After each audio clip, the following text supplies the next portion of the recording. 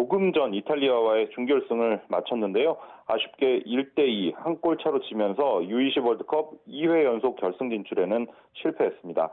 우리 대표팀은 이번 대회 내내 점유율과 슈팅슛에서는 상대에 밀렸지만 한 번도 지지 않고 4강까지 오르는 실리 축구를 펼쳐왔는데요. 오늘도 역시 이탈리아의 주도권을 내주고도 날카로운 역습과 함께 대등한 경기를 펼쳤습니다. 전반 14분 이탈리아의 골잡이 카사데이에게 선제골을 내줬습니다. 카사데이가 이번 대회에 넣은 7번째 골입니다. 하지만 전반 23분 페널티킥으로 승부를 원점으로 돌렸는데요. 배준호가 얻어낸 페널티킥을 주장 이승원이 침착하게 골문 구석으로 차넣으면서 1대1 동점을 만들었습니다. 이승원은 이번 대회 2골과 4개의 도움을 기록하면서 4년 전 이강인이 기록한 공격 포인트와 어깨를 나란히 했습니다.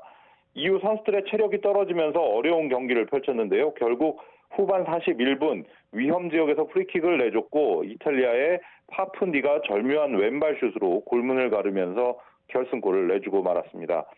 앞서 열린 4강전에서는 우루과이가 이스라엘을 1대0으로 꺾고 결승에 진출했는데요. 이로써 우리 대표팀은 월요일 새벽 3, 4위전에서 이스라엘과 마지막 경기를 갖게 됐습니다.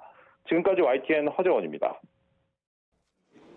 지난 2009년 설치된 에스컬레이터엔 3년 전 보조 브레이크 장치가 탑재됐습니다. 에스컬레이터가 뒤로 밀릴 때 이상현상을 중단시키는 브레이크입니다. 그러나 이번 역주행 상황에서 제 역할을 하지 못하며 여럿이 다치는 것을 막지 못한 건데 이런 문제는 앞선 안전진단에서 전혀 감지되지 않았습니다.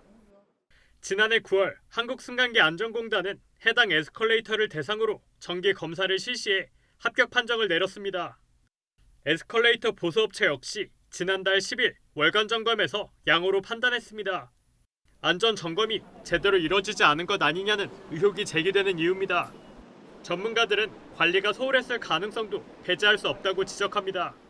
점검이 면밀하게 이루어지는 것도 중요하지만 또 점검한 다음에 그 다음 점검 주기가 오기 전까지는 자체적으로 안전 관리를 하는 부분들, 이런 부분들이 조금 더 중요할 수 있습니다. 코레일 측은 사고가 발생하는 데는 여러 원인이 있을 수 있다며 섣불리 예단하기는 어렵다고 말을 아꼈습니다. 주무부처인 국토교통부는 안전관리와 법 준수 여부 등을 철저히 조사하겠다고 강조한 가운데 철도사법경찰대와 한국승강기안전공사, 국립과학수사연구원은 다음 주 정식으로 원인 조사를 진행할 계획입니다. YTN 윤성훈입니다. 마약 5종류 이상을 상습 투약한 혐의를 받는 배우 유아인 씨가 불구속 상태로 검찰 조사를 받게 됐습니다. 경찰은 공범 최모 씨도 함께 서울중앙지방검찰청에 송치할 예정입니다. 지난 2월 초 경찰이 본격 수사에 착수한 이후 넉 달 만입니다. 지난달 말 구속영장이 기각된 뒤 경찰은 유 씨를 한 차례 더 불러 조사했지만 추가로 구속영장을 신청하진 않았습니다. 유 씨가 사실관계를 인정했고 혐의를 입증할 수 있는 만큼 증거를 충분히 모았다는 게 경찰 관계자의 설명입니다. 유 씨는 아직 코카인 등 일부 마약 투약 혐의는 부인하고 있습니다. 코카인 투약했던 혐의는 인정하십니까? 제가 언론을 통해서 해당 사실들을 말씀드리기에는 어려움이 있는 것 같습니다.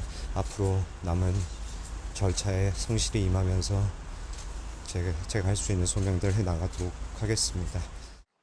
하지만 법원이 이미 유 씨 방어권을 어느 정도 보장해야 한다고 못 박았고 증거인멸 정황이 더 나오지 않아서 경찰은 영장을 재신청해도 기각될 가능성이 크다고 판단했습니다. 투약한 마약 종류와 횟수가 향후 재판 과정에서 형량에 영향을 줄 수 있는 만큼 유 씨는 계속 코카인 투약 혐의를 부인할 것으로 보입니다. 경찰은 유 씨가 대마와 케타민 외에 다른 마약도 더 투약했다고 보고 있는데 검찰이 관련 의혹을 규명할 수 있을지도 관심입니다. 경찰이 의료용 마약류 오남용 등의 혐의로 수사한 피의자는 유 씨와 지인과 의사 등 모두 21명입니다. 이 중 해외로 도피한 유 씨 지인을 여권 무효화 조치하고 인터폴 수배에 의뢰했다고 경찰은 밝혔습니다. YTN 강민경입니다.